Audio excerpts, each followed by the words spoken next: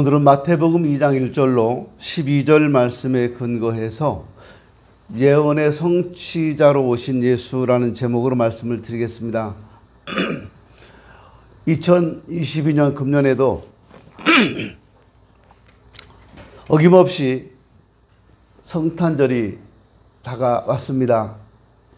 이 날은 우리에게 축제의 날이고 성도에게는 하늘의 기쁨이 임하는 날이기도 합니다. 그러나 그 성탄의 기쁨과 축복을 우리가 진정으로 누리고 있는가?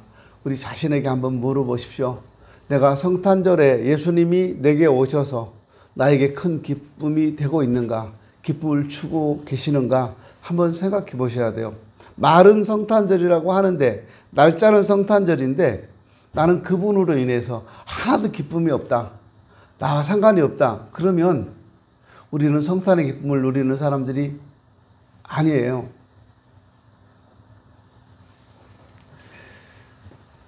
성탄을 맞이해서 예수님이 왜 오셨는지, 그리고 우리는 그분과 무슨 관계가 있는지 한번 생각해 볼 필요가 있습니다.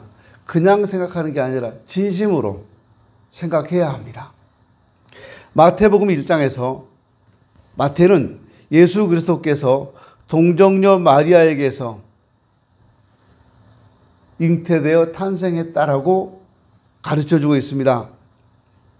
그런데 이런 출생은 이미 이사야 선지자의 예언대로 성취되었던 계시적 사건임을 이야기합니다. 이사야 때 이미 예언됐었어요. 미가 선지자 때 예언했어요. 미가는 베들레헴에서 태어날 걸 장소를 얘기했고요. 이사야 선지자는 처녀의 몸에서 태어날 것을 이야기했습니다. 그리고 오늘 본문에서 구약에 예언된 대로 예수님이 탄생했다라고 이야기합니다. 그리고 그 아기 예수님의 탄생과 함께 그 주변에 살고 있던 사람들의 미묘한 감정이나 배경도 소개해 주고 있습니다. 근데 이러한 모든 일들이 구약 성경이 이미 예언된 사실이었습니다. 그리고 이런 사실을, 이 예언을 이루시기 위해서 예수님께서 이 땅에 오신 메시아다 하는 사실을 지금 마태는 말해주고 있습니다. 미가 선지자의 예언대로 예수님은 베들레헴에서 나셨습니다. 그러니까 이분은 메시아가 맞습니다.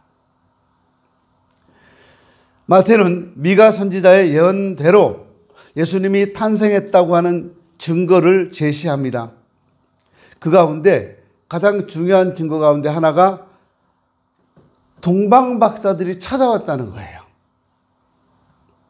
1절, 2절 말씀에 예수 그리스도께서 출생하게 되었을 때 제일 먼저 찾아온 사람들은 동방에서 온 박사들이었다는 겁니다. 문제는 동방 박사들이 어떻게 예수 그리스도의 출생의 소식을 듣고 찾아와서 유대인의 왕으로 나신 분이 어디 계십니까? 라고 물었을까요? 그것도 막연하게 찾아온 것이 아니라 그에게 경배하러 왔습니다 라고 말해요. 이것은 바로 별을 보고 찾아왔다고 하는 것에 대한 분명한 증거입니다. 별은 왕이 탄생하셨다는 것을 증명해 주는 사건이라는 겁니다. 문제는 그 동방 박사들이 그 아기 예수를 왕으로 알고 찾아온 거예요. 근데 이때 유대 왕은 헤롯이라는 사람이었습니다. 그런 헤롯이 나라를 다스리는 시대에 예수님은 탄생하셨고 동방에서 온 박사들은 유대인의 왕이 바로 이 아기라고 말을 해요. 그러니까 헤롯은 긴장할 수밖에 없죠. 내가 왕인데 또 다른 왕이 태어났다고? 이렇게요. 이런 상황 속에서 헤롯은 긴장하게 되죠. 그래서 이 긴장을 극대화시키기 위해서 마태는 헤로당 때라고 말을 해요. 헤로당 때 또 왕이 나온 거예요. 헤롯이 왕인데 또 왕이 나왔어요. 그럼 무슨 얘기입니까? 헤롯은 가짜 왕이라는 거잖아요. 진짜 왕. 헤롯은 잠시 잠깐 다스리고 많은 왕이지만 예수님은 영원한 왕이라는 거예요. 이거를 마태는 가르쳐주고 싶었습니다. 그런 상황 속에서 신처럼 등극했던 인물이 바로 헤롯이었는데, 헤롯은 우리의 주인도 아니고 왕도 아니고 아기 예수께서 진짜 구주이시고 메시아라는 사실을 아주 함축적으로, 그리고 동방 박사들을 통해서 이 이야기를 지금 증명해주고 있는 겁니다. 동방의 박사가 그 사이에 들어오지 않으면 마태원자 아무리 말해도 사람들이 안 믿어요. 근데 동방 박사들이 찾아와서 유대인은 왕으로 나시니가 어디 계시냐고 물었기 때문에 이걸 하나의 증거로 삼고 있는 겁니다. 이 상황에서 헤롯이 가장 위협을 느꼈습니다. 로마로부터 자신에게 주어진 왕권, 이 유대인의 지배권. 헤롯은 유대인이 아닙니다.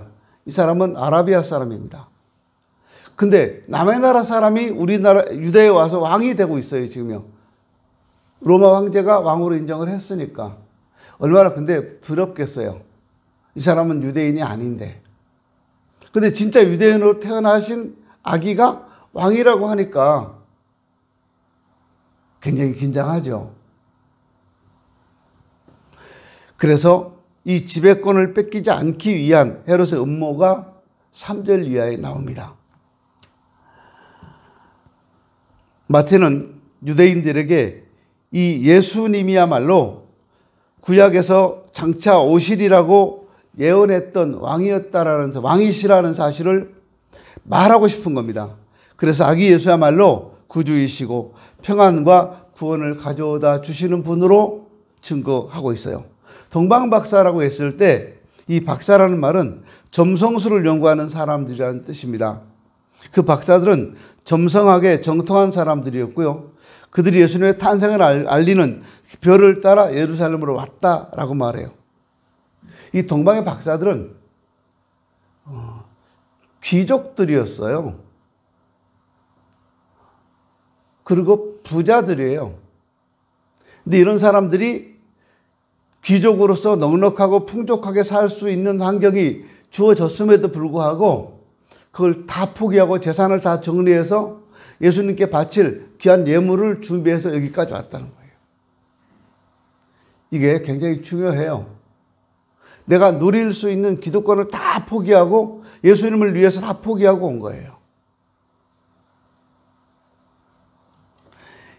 이 사람들은 결국 별을 따라왔는데 우리가 별이 이 사람들을 안내해서 왔구나 이렇게 생각할 수 있어요. 맞아요. 다 맞는 얘기인데 현상학적으로요. 근데 사실 이 사람들이 예수를 찾을 수 있도록 안내했던 것은요, 사실은 별이 아니라 하나님이었다고 말할 것이 맞을 거예요. 하나님께서 그 별을 인도해서 이 박사들을 따라가게 했던 거예요. 동방의 이방인들로부터 만왕의 왕이신 아기 예수를 찾을 수 있도록 인도해 주셨던 그 하나님께서는 2022년 성탄을 맞이하는 우리들에게도 우리의 구주이시며 만왕의 왕이신 하나님을 찾게 주시고 그분 앞에 경배할 수 있도록 우리를 인도해 주실 것입니다. 해마다 성탄절이라고 기쁘다 구주오셨네 노래만 부르는 것이 아니라 정말 그분 앞에 나가서 내가 당신의 백성입니다. 당신은 나의 왕이십니다라고 진정으로 엎드릴 수 있는 믿음이 우리에게 있어야 한다는 겁니다.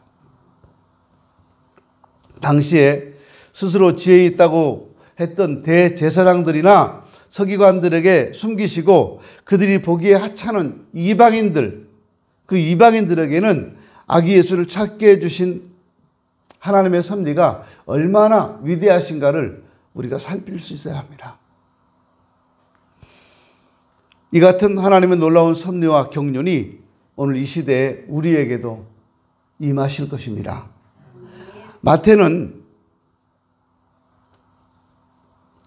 이렇게 이야기합니다. 그때 예수께서 대답하여 가라사대 천지의 주제이신 아버지여, 이것을 지혜롭고 슬기 있는 자들에게는 숨기시고 어린아이들에게는 나타내심을 감사하나이다. 11장 25절에 나오는 말씀입니다. 하나님의 뜻대로 부르심을 받은 우리들은 그 하나님의 뜻에 역행하는 행동을 하지 말아야 되는 거예요. 또 하나, 마태가 예수님이야말로, 탄생한 예수님이야말로 왕이고 메시아라고 하는 것을 증명하기 위해서 두 번째로 내세운 증거가 바로 헤롯 왕의 질문이었어요. 동방의 박사들이 별을 보고 유대인의 왕으로 나신 아기 예수를 찾아 경배하러 왔다는 이야기를 듣고 헤롯 왕과 예루살렘에 있는 모든 사람들이 소동했다라고 말해요. 이 소동의 와중에서 헤롯은 대제사장과 서기관들을 불러 모아놓고 묻습니다. 그리스도가 어디서 나겠느냐? 동방 박사들이 유대인의 왕으로 나신 이를 찾을 때 당시 유대인들의 왕으로 유대 땅을 다스리던 그 헤롯은 이미 마음속에 소동이 일어나고 있었던 겁니다. 만왕의 왕이시며 만주의 주인이신 예수 그리스도와 잠시 세상을 통치하고 있는 이 땅의 왕과 긴장된 대결이 지금 시작되고 있는 겁니다. 근데 이 대결이 참 재미있는 게요, 헤롯은 막 긴장해서 대결을 벌이는데 아기 예수님은 이 헤롯과 대결을 할 마음이 전혀 없으시잖아요. 이분은 편안히 누워 계시잖아요. 헤롯은 단순한 왕이 아닙니다. 신격화되어 있는 왕이었습니다. 그들에 의하면 하늘의 신의 대리자가 지상의 왕이라고 생각을 했던 시절이었습니다. 그러므로 그들에게 있어서 왕의 말은 곧 신의 말이었고 신의 권위를 가지고 있었습니다. 그런 권위를 가지고 있는 헤롯과 만왕의 왕으로 나신 예수 그리스도와 긴장관계가 지금 시작되고 있다는 것을 마태는 말해주고 싶었어요.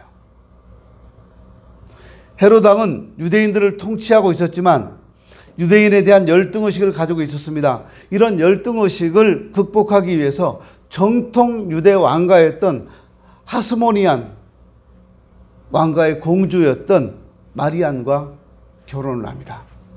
그러니까 나는 유대인이 아니지만 내 아내가 정통 유대인이니까 결혼해서 이 사람은 본인이 유대인인 것처럼 이렇게 행동을 할 수밖에 없었어요. 그가 결혼을 하고 난 후에 자기 정권을 강화하기 위해서 숙청을 자행하는데 나중에는 이 하스모니안 왕가에서 데려왔던 자기 아내 마리안도 죽여버립니다.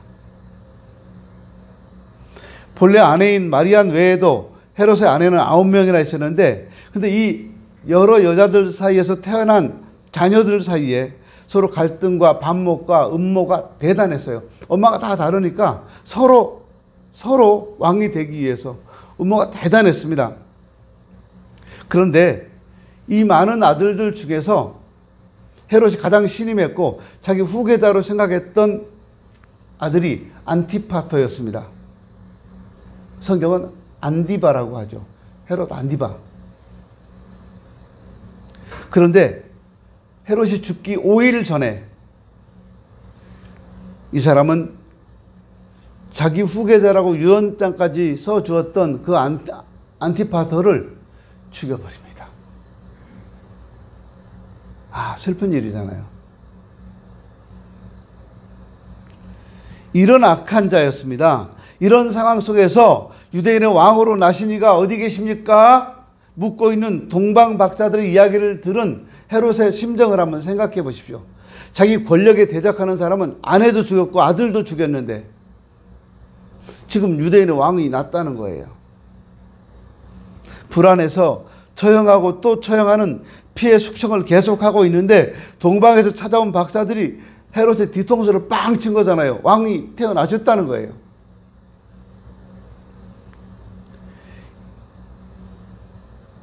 그래서 헤롯은 마음이 동요하기 시작했고 어찌할 바를 몰랐습니다. 우리 주변에는 하나님 말씀을 전하고 이야기하면서 먼저 격한 감정부터 내며 화를 내는 분들이 있습니다. 며칠 전에 어떤 목사님이 제가 지난번 얘기한 것 같은데요. 만났는데 그런 말씀을 하세요. 교회 앞에 서 있는데 어떤 사람들, 모르는 사람들이 지나가더니 교회를 보고서 막 욕을 하더래요. 그래서 그 목사님이 지금까지는 아무 말 안 했는데 그날 되게 부하가 침으로 올라서 여보시오 불렀답니다. 당신들이 교회를 위해서 해준 게 뭔데 욕해? 교회가 당신들한테 욕먹을 짓 한 게 있어? 그리고 막 뭐라 그랬대요, 목사님이. 당장 사과하라고. 교회가 당신을 해친 적이 있느냐? 교회가 당신들한테 욕을 한 적이 있느냐? 나쁜 해코지를 한 적이 있느냐? 왜 지나가면서 욕해? 이렇게 해요. 그때 막 도망가더래요. 그 목사님 말씀이 참고 있으니까 이것들이 교회를 물로 본다니까 그래요. 이제 안 참고 이야기 하시겠대요. 좀 재미있는 이야기잖아요. 교회가 욕을 먹는 시대. 교회는 세상에 욕먹을 짓을 잘 안 하잖아요. 나쁜 짓을 뭘 해요, 교회가?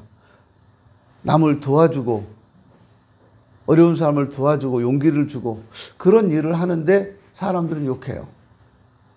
코로나 때문에 더 그랬어요. 마치 교회가 코로나를 세상에 퍼뜨리는 코로나 발생지 온상인 것처럼 그렇게 매스컴이 떠들어댔고 정부가 그렇게 정치 방역을 했고 그래서 교회 인식이 아주 나빠졌어요. 그래도 우리는 알잖아요. 아니라는 거. 그래서 가장 많이 하는 얘기가 뭡니까? 교회는 2m, 3m씩 거리를 두고 앉으라고 하면서 우리가 앉을 수 있는 전체 인원의 10%만 들으라고 하면서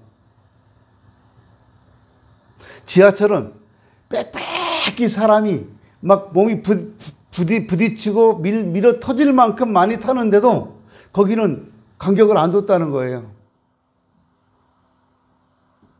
제가 제일 또 하나 재미있던 게 뭐냐면요. 비행기를 타는데 탈 때요. 거리를 두게 2m씩 거리를 두고 타게 하더라고요. 들어갈 때 2m씩 간격을 두고 타요. 이렇게.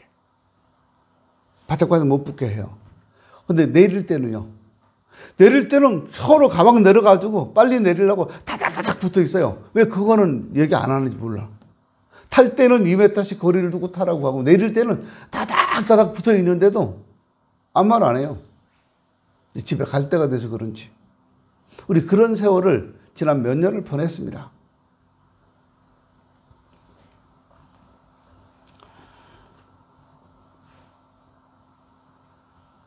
우리 주변에서 이렇게 하나님을 알지 못한 사람들의 전형적인 모습, 교회 얘기를 하면 욕하고 한 번도 경험 안 해본 교회를 욕하고 한 번도 만나본 적이 없는 목사를 욕하고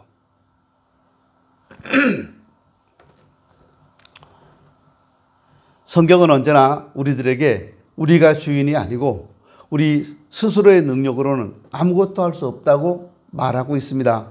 스스로 할 수 있다고 내보이는 것은 오히려 인간을 더 비참하게 만들고 인간 소외 현상을 가져옵니다. 이런 인간은 자신의 소외와 고독을 극복하기 위해서 자신의 아성을 구축하려고 그래요. 돈의 노예가 되고 취미의 노예가 되고 자녀의 노예가 되고 우리는 심각하게 이번 성탄절에 예수님과 나의 관계를 한번 생각했으면 좋겠습니다. 진짜 그분이 왕이신가? 내 왕이신가? 그분이 내 왕이라면, 나의 왕이란 걸 내가 인정한다면 나는 그 예수님이 하시는 말씀대로 따라야 돼요. 왕의 명령대로 살지 않는 사람은 벌을 받아야죠. 아니면 왕의 백성이 아니거나. 예수님은 왜 오셔야 했을까요? 마태복음 20장 28절을 보면 인자가 온 것은 섬김을 받으려 함이 아니라 도리어 섬기려 하고 자기 목숨을 많은 사람의 대속물로 주려 함이라 말씀하고 있습니다. 2000년 전 이 땅에 오신 예수님은 당신의 백성을 구원하기 위해 오셨습니다. 섬기면서 자신의 생명을 대속물로 주러 오셨다고 하셨습니다. 로마서 5장 8절에도 우리가 아직 죄인 되었을 때에 그리스도께서 우리를 위하여 죽으심으로 하나님께서 우리에 대한 자기의 사랑을 확증하셨느니라 말씀하고 있습니다. 예수님은 하나님의 사랑을 당신의 백성들에게 확실하게 증명하기 위해서 오셨다는 거예요. 그래서 하나님은 예수님을 통해서 자신의 사랑을 우리에게 베풀어 주셨습니다. 그것이 구원이었습니다. 그를 믿는 자는 하나님의 사랑을 받을 것입니다. 구원을 받을 것입니다. 예수님께서 재림하시기 전까지 우리에게 기회를 주셨어요. 이 기회를 주실 때, 기회가 주어졌을 때 우리는 그분을 믿어야 돼요. 그 기회가 지나면 없어져요. 구원의 기회는 영원히 주어지는 거 아니에요. 예수님이 이 땅에 재림하시기 전까지예요. 우리가 이 땅에 목숨 붙이고 사는 그 시간까지예요. 지나버리면 구원의 기회는 주어지지 않습니다. 제가 이렇게 인터넷으로 어떤 가입을 했던 어떤 브랜드가 하나 있어요. 제가 거기 가서 운동화를 잘 사니까 그 회사에다가 이렇게 제가 등록을 해놨어요. 거기서 가끔씩 이렇게 문자 메시지가 오는데 요즘 와서 갑자기요. 성탄 특집 해가지고 성탄 특집을 왜 그런 회사들이 하는지 모르겠는데 성탄 특집 그래가지고요. 48,000원 할인권, 52,000원 할인권 이렇게 와요. 근데 이 할인권을 사용할 수 있는 시간은 4시간이에요. 4시간 이내로 쿠폰을 여기 다운받아서 가지고 오시면 48,000원 할인해 드립니다. 그럼 5만 원짜리 가져가면 살려면 2,000원이면 사는 거예요. 근데 정확하게 시간이 되잖아요. 그러면 할인권 사용 시간이 지났습니다라고 와요. 요즘 몇 번 왔어요. 근데 신기한 게요. 그 문자를 받잖아요. 근데 필요한 게 별로 없는데도 가볼까? 그 생각이 들어요. 아직 한 번도 안 갔습니다. 심리를 묘하게 자극하는 거예요. 사고 싶은 심리를. 근데 48,000원, 52,000원 할인해 주는데 6만 원짜리 사는데 52,000원 할인해 주진 않을 것 같고요. 내 생각에 가지고 가서 얼마 15만 원 이상, 20만 원 이상 사면 할인해 준다. 아마 그럴 것 같은 생각이에요. 거기는 그런 게 없어요. 자세히 읽어봤어요, 제가. 근데 없어요. 그냥 48,000원 할인권이에요. 4시간 이내에 오면 된다는 거예요. 주로 4시간을 줘요. 4시간이 지나면 할인권 효력이 없어져요. 여러분, 우리에게 주어진 구원의 기회는 우리가 이 땅에 살아있을 때에 한해서예요. 예수님이 오시면 그것도 끝나요.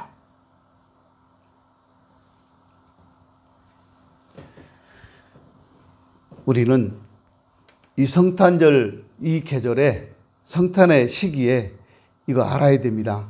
우리들이 믿음을 다시 한번 점검하시고요. 회개해야 돼요. 그리고 예수님을 진짜 왕으로 내가 받아들이고 인정할 수 있어야 합니다. 베드로전서 2장 21절에 이를 위하여 너희가 부르심을 입었으니 그리스도도 너희를 위하여 고난을 받으사 너희에게 본을 끼쳐 그 자취를 따라오게 하셨느니라 말씀합니다. 우리를 위해서 그리스도께서 고난을 받으셨다고 말해요. 그러므로 우리는 성탄을 맞이할 때마다 십자가의 보혈로 구원받았다는 사실을 생각하면서 어떠한 고난도 달게, 주님을 위해서 어떤 고난도 달게 받을 수 있는 마음의 준비가 있어야 합니다. 빌립보 1장 29절에 보면 그리스도를 위하여 너희에게 은혜를 주신 것은 다만 그를 믿을 뿐 아니라 또한 그를 위하여 고난도 받게 하심이라 말씀하고 있습니다. 내가 주님을 위해서 고난을 받는다? 이런 기회가 아무한테나 주어지겠습니까? 기꺼이 감당할 수 있기를 바랍니다. 이 땅에 오실 주님은 심판주로 오십니다. 지금 2000년 전에 오셨을 때는 아기로 오셨지만 재림하시는 예수님은 심판주로 오십니다. 아기로 오신 예수님을 보면서 우리는 뭘 확인해야 됩니까? 재림주가 오신다는 사실을 믿어야 돼요. 초림의 약속을 지키셨어요. 그러면 재림의 약속도 지키신다는 걸 아셔야 합니다.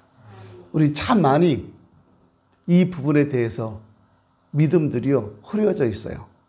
세상이 복잡하고 사건이 너무 많고 그러니까 그러려니 하고 살아갑니다. 근데 여러분, 이사야 시대부터 계속해서 예언되어 왔던 예수님의 초림 약속은 2000년 전에 지켜졌습니다.